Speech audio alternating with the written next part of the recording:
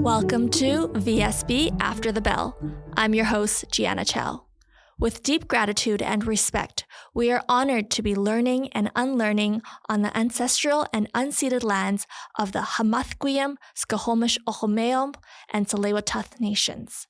The Vancouver School Board is among the most diverse school systems in Canada, with an annual enrollment of approximately 50,000 students from kindergarten to grade 12 and adult education students. Today's episode is all about helping families prepare for that big leap after graduation, post-secondary. While it might seem early, the process for applying happens much sooner than you may think. Who better to speak on post-secondary admissions than folks who work in the admissions offices? Joining me today are two amazing guests from the admissions world, Richa Gautam, Program Advisor at BCIT, and Amandus Mashamba, a student recruiter advisor at UBC. Thank you both for being here today. For our listeners, can you please introduce yourself, what you do, and also the school that you represent? Richa, we'll start with you. Hi, everyone. Thank you for having me at this podcast today. My name is Richa Gautam, and my pronouns are she/her. I'm going to start off by explaining that British Columbia Institute of Technology is a polytechnical institution. So what a polytechnical institution is an opportunity for students to get work-integrated learning through various specializations at the institution. What I do at BCIT is I work for the program advising department, and I am a /recruiter as well. So we do go out to high schools, talk to the general population and let them know what sort of programs we offer, how can program advising assist them in terms of admission processes, entrance requirements. Amandus, how about you? Awesome. Yeah. Thanks for the interest and for having me. My name is Amandus Mashamba. I use he, him pronouns. I am a student recruiter at UBC. Well, student recruiter advisor at UBC. So UBC is a research-intensive institution, which can sound daunting, but it shouldn't be. It's really an opportunity for students to figure out how learning can happen outside of the four walls of the classroom. So we have a range of opportunities for students to explore and learn and complement their studies. So a quick note about the type of work that we do as student recruiter advisors. We are the bridge between a prospective student and what life could look like for them at UBC. We work with prospective students, meaning those who are in high school and those who are already in post-secondary education as well. Another portfolio that is important for me, I lead UBC's recruitment and outreach efforts for Black Canadian students. And I'm also a UBC alum. Thanks so much for being on the show today. All right, so you are or you have a high school student who is thinking about post-secondary. When should they start looking into their options? Great question. If a student is coming straight out of high school, we ask them to start as early as grade 11, only because many of BCIT's programs are highly specialized and career-focused, so entrance requirements are not the same throughout the board. Amandus, how about at UBC? Is it similar? I would say start in class 10. Take advantage of your careers class.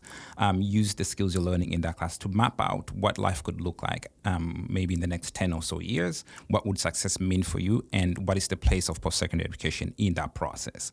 The other thing I would add here quickly is if you're in grade 11 or 12, it's not the end of the world. It's never too late. Mm-hmm. This is why folks like Richa and I are here to help you navigate that transition. So happy to dive deeper into those pieces as well. You're kind of reading my mind. You know, grade 10, grade 11, you're only 15, 16. You really don't know what you want to do. I know that I didn't know what I wanted to do. So saying that if you want to apply to these schools, you need to figure out the direction by grade 10. And many students probably don't. So what do you have to say to those kids? I mean, so it might work different for different students. So let's start there. There's no one right way. And on the same note, for some of us, you know, the path is linear. It's set out. And for many of us, I would say many of us, including myself, it is an opportunity to explore. You know, you try something, you're exposed to it, you expose yourself to it, and you realize maybe it's not a good fit. You pivot, but it may be something that resonates with you, so you continue with it. I would say one thing that can help a student to have that first step is to find more about what interests them, what interests you, and why. Mm-hmm. And if there's a career around your interest, what would that career look like? And then work towards that goal. At the end of the day, when you start post-secondary education, you're not locked. Yeah. It is not something that you'll be pigeonholed in. You'll be able to pivot along the way as well. So I would say your peers may have a clearly defined path, and that's okay. Yours may be slightly different. So make sure you connect with us in a variety of ways so that we can help you figure out what might be important to you and whether there's a career for that as well. So what if some students, they feel like, you know what, post-secondary isn't for me? I would say two pieces. To tie back to my earlier point in terms of success. What does success mean and look like for you? The one exercise we can do is, reverse engineering the process or walking backwards. What does your next 10 years look like? I know it's a cliche question students receive from time to time, but start there. This is how success looks like for me. And in 10 years or so, these are the skills or knowledge or training I would need to have to be able to get to that point. And then weave in post-secondary education in some regard to get to that destination. The other point I would make is be curious. Why do you feel like post-secondary education is not for me? Is there because there are certain barriers in the process? I would say when you are curious, you get to explore some options, and those can lead to unexpected doors. So I would say as much as it's not something for you, I think it's important to introspect why. And as much as you may have a clearly defined alternative, don't close your doors. Keep your options open. Richa, do you see more of this? Because BCIT being a polytechnic, it's a different way of post-secondary and it's not fully academic. For sure, yeah. I wanted to add on, it's not the end of the world. If you haven't figured it in grade 11 or 12 or even grade 10, you still have upgrading options. There's still options for you for entry into these programs. But I know it's an overwhelming process, and, before even making that decision and ruling out post-secondary, take the opportunity to explore, ask questions. There are options out there just to explore. For example, BCIT does this private tours that you can participate in. You can also join a group tour if you're shy and you don't want to go on a private tour to see the campus. It's not like you're enrolling into a program, you're just exploring your options. My personal favorite is Spend a Day, where you have the opportunity to spend a day with a student and see, would this be a good fit for me? We also offer online info sessions that most post-secondaries do, where you can be at the luxury in your blankie and, participate in a virtual session where the program head is talking about that specialization.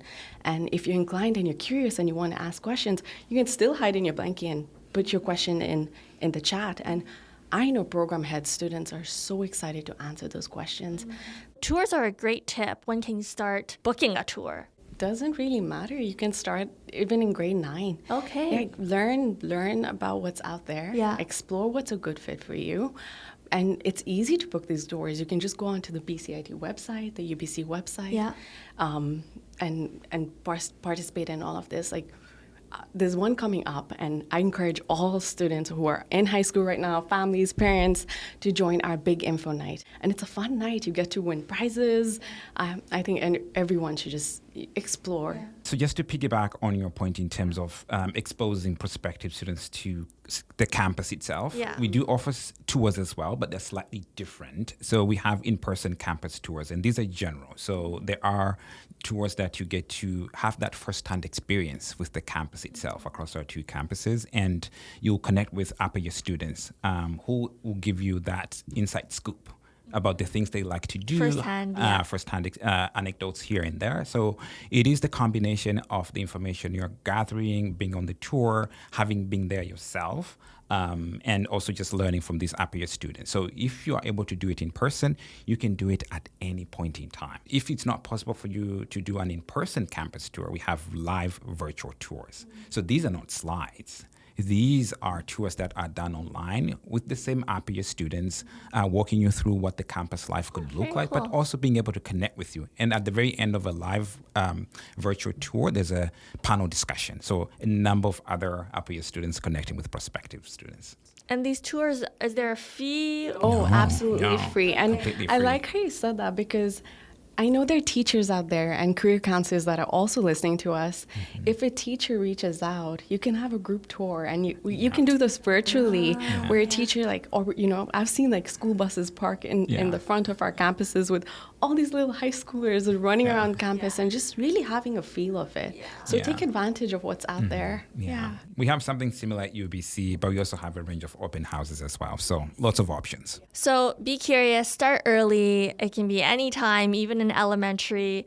But the reality is there are also deadlines when we talk about applications, and they can sneak up really fast. So what's your advice on staying on top of application timelines and requirements? When do applications typically begin for post-secondary? Absolutely. So I'd like to break down the answer into several bits to make it easier for the listeners to track. So I would say in terms of timeline, find something that you're familiar with to help you stay on top of things. So you may be shopping around. You're not just thinking of applying to UBC. You may be thinking of going elsewhere. So research ahead of time. Find out when the deadlines are, not just for admission, but maybe for other pieces such as scholarships and awards. Create a document that can help you visualize and have that map in mind, and even involve a family member to help you remember. So I would say that. And then to the other piece about when the applications open. So at UBC, usually opens in early October. So sometime in early October this year, the application will be open. In terms of key dates to keep in mind, we have the January 15, which is the final deadline. Okay. However, if you'd like to be considered for a major entrance awards, which we can talk about at a later point in the conversation, there's an earlier deadline, which is December 1st. Okay. So really, you have to get your package started in October and best by December if you're like that superstar, but by the end of January, definitely. Yeah. Most of BCIT's full-time cohort programs have a scheduled intake for September or January. Some of them, not all of them have a January intake, but most of it is September. And then the application date opens a year early. So it's always October 1st. So I'm going to use an example. If you are looking to apply for a September 2025 intake, your application's opened on October 1st of 2024. And some of these programs are not competitive, so it's on a first come, first serve. Oh, interesting. I tell students, if you want to secure a seat, do this right away. Do it on October 1st. This is for the first come, first serve programs. Oh. For competitive entry, as I mentioned earlier when you asked, always look at the program page. Yeah. You will see a set application deadline date, when to apply and when the application closes. Just wanted to provide an added explanation in terms of where things are at UBC. We don't have first come, first serve. We do it a rolling basis. Yes. So essentially a student, like Richa has explained, a student in grade 12 will be applying as early as this October.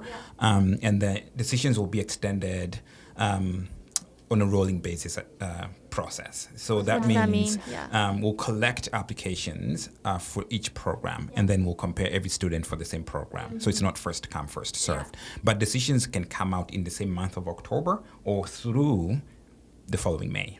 So it can be as early as October if we have enough grade information to extend a decision. It can be made. But it can also go until sometime in May. So it is tricky for us to be able to say definitively when you might gain admission. Faculty, but hang tight during that time frame. Yeah, that's what we say for competitive programs. As soon as application deadlines close, for competitive, you get compared against the pool. And so the ones with higher GPAs and etc. are then extended in offers. So let's talk about the criteria then. You know, I think traditionally we think about your grades as hitting a certain percentage, and obviously it depends on the faculty that you want to head into. But what about extracurricular and volunteer activities? I know a lot of families, they often stress about that. In terms of admissions, what do you actually look at? Important question, and this is what we do almost year round in terms of just demystifying the admissions process to UBC. I'll start by using the word holistic. In the sense that we're not just looking at grades in terms of how well you have done in high school, but also how have you used your time when not studying. So to your point, there are extracurriculars we consider. So I'll start with the grades component of things, so the academics. We're looking at courses taken that are considered academic in grade 11 and grade 12. So we do have general admissions requirements, but we also have degree-specific requirements. So there's a distinction there. Students can find a bit more information on our website, which we'll share at the very end. So pay attention to those general admissions requirements, but also depending on the degree you want. So what is a degree? It's a credential student would earn at the end of 3, 4, or 5 years of their studies. When applying to UBC, students are not applying to a faculty. So a faculty is a broader division within the institution. They're applying to an overall degree, a bachelor of something. Bachelor of Arts, Bachelor of Science, etc. So they'll be looking at the requirements for that particular overall degree. Pieces such as which is the area I'll go into will follow a bit later. So pay attention to the general admissions requirements, but also the degree-specific requirements because they tend to differ slightly. Now, switching hats a little bit. Yes, grades matter, but it's not the only thing we look for. The other piece is what we call personal profile. So this is an opportunity for a student to shine. How do you use your time in meaningful ways outside of your studies? It doesn't only limit you to extracurriculars or volunteer opportunities. It is really anything that you can share with us. The best news is those questions are not a secret. You can find the personal profile questions on our website beforehand to help you feel a bit more prepared. And the icing on the cake is we have a rubric as well. So not only do you learn what the questions are, but also how to respond to those questions. So combined, that is how we evaluate applications. But there are certain programs that require additional components such as an audition or a portfolio. So those will come a bit later after a student has applied to UBC. And another point I'll offer is I don't want students and families to stress in terms of presenting certain experiences. You may be a president of the club. Awesome. But it's not the only thing we're looking for. You don't have a leg up, so to speak. It is really being a president or having personal responsibilities at home that can be weaved in the personal profile. But the differentiation will be, what have you learned from that? What are you taking away? Or in any way, has it prepared you for transition to university, particularly at UBC? On the note of holistic student development, I want to mention something timely right now for students who are thinking about how to expand outside of academics. The Student Leadership Fund is a great way for VSB students to show their creativity and leadership skills through project development. Applications for Student Leadership Fund are open now until December 1st. More information can be found on our website under our district Board of Education Student Leadership Fund. I wanted to add on the holistic admissions process. That's huge at BCIT as well. We don't only look at academics, that is, your courses and what grades you have. And even if you didn't do well on one of your courses, but you did well on the others, there's still opportunity because of the holistic approach when it comes to admissions. For example, we use Casper, which is a non-academic based way of assessing students based on their personality traits. And then we have something known as the mandatory application questionnaire. My colleague Maggie always mentions to students that this is no opportunity for you to brag about yourself, your volunteer experience. What knowledge do you have about the industry and why you're such a good fit for this program? Speaking of that, then what role should families play in the process of helping their child with admissions? Sometimes, these questionnaires for admission, they can be very long and families may help out. So what extent would you recommend families to provide their support? Absolutely, yeah. And I'll start by saying that family support is much needed and it is essential in the process. But I'll use the analogy of driving. So I would say the journey is led by the student. Let the student be the driver, whereas as a parent or a family member, be that passenger who is sort of a guardrail in some regard. Let them lead their own journey in terms of figuring out what program might be a good fit for them, but also making sure that they are doing the work because they're not studying on their behalf. They're studying themselves. So create an environment where they can flourish, but also thrive. I speak about this as a young parent myself. So creating that environment where students or your child can come to you and say, I'm struggling in these areas, any insights we can offer, that kind of thing. But also when it comes to keeping track of timeline. Bookmark some pieces. So it may be a matter of coaching them to say, maybe set an earlier deadline for yourself. The deadline is coming up in a month's time. Maybe break it down into smaller chunks to be able to get it done in 2 weeks instead. The other options can be join them on a campus tour, go with them on an open house, really support them to do that exploration process because you know your child the best. So really let them play to their strengths while making sure that you are taking the back seat. I agree. Like just those small gestures, just driving them even out. And even if the parent doesn't join them, but encouraging them, like, why don't you just go explore it yourself? They feel more confident. Like, I get to make this decision myself. I gathered this information. And we have seen that research does show when families are supporting through the sidelines, students or high schoolers, when they are going into post-secondary, come up more motivated, confident. They're doing the work themselves, and they are so grateful for that support through the sidelines. Yeah. What's the most important thing for families to consider when it comes to planning for post-secondary? The well-being of the student to Okay. begin with, be gentle with them, ask them questions, start with that. Ask them what their career goals are. If they're lost and not sure, like where to begin, like, I don't know what my career goals are, mom, dad, like, I'm just in grade 11. There's so many free options out there. Like, you could take your child to work BC. They do aptitude tests. Just having to nail it down. When you are looking at post-secondaries, it's important to see what sort of student resources are available to my child. Yeah. Setting a realistic budget when it comes to that. Having to connect with financial aid. What if they need a student loan? Looking into grants and scholarships beforehand. And then understanding your housing options. Just so all of this is done prior to your child going into post-secondary and it's not an overwhelming procedure. Yeah. That's a really good point. Financial aid. It's a good segue to my next question, which is what kinds of scholarships and financial aid should families be aware of? It is a huge financial undertaking, and it is an investment. So I wanted to start by saying that we have a policy in place at UBC where students will not be turned away for financial reasons alone. So in that regard, there are a range of options and financial support avenues students and families can look into. So I did mention something about scholarships when I talked about key dates. So when applying to UBC, there are two main categories of entrance scholarships. There is one that is based on how strong an application is, so merit-based scholarships, but we also have scholarships that are based on financial need. These may be one-time or renewable, depending on the resources the student has versus the cost of attending UBC. So they can find that information on our website beforehand.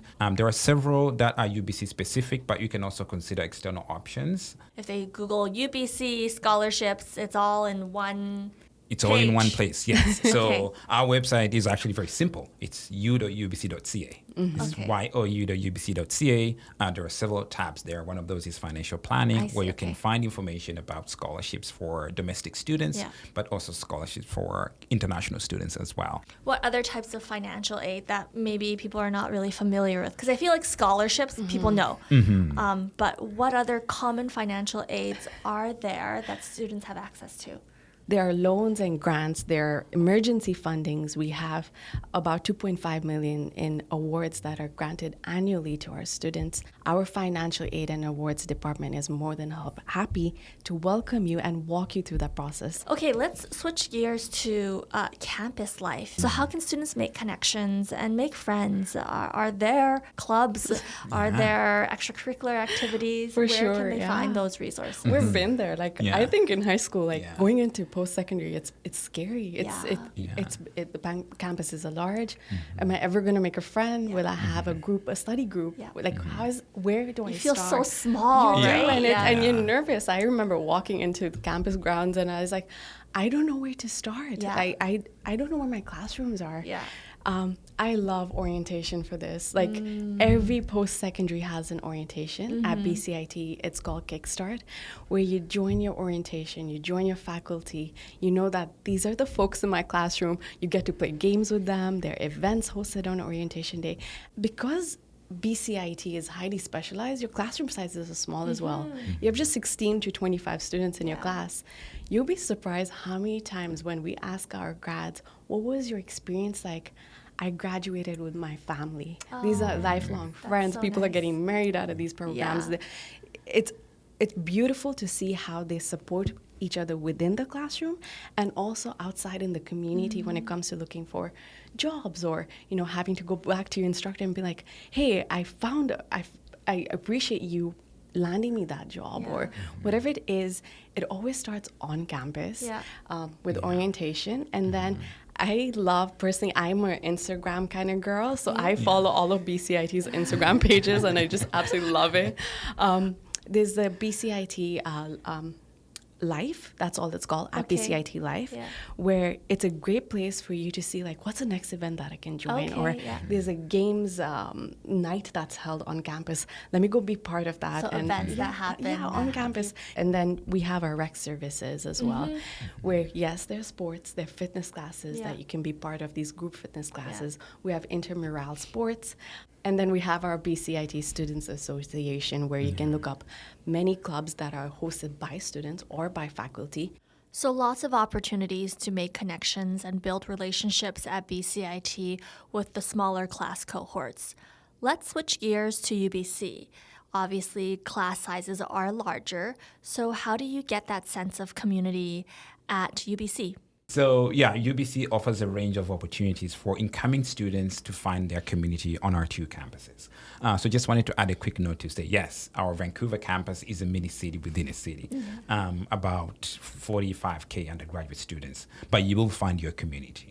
Whereas the Okanagan campus is just shy of 12K undergraduate students. So they have very different vibes and learning environments. However, at either campus, you'll find a community in a variety of ways.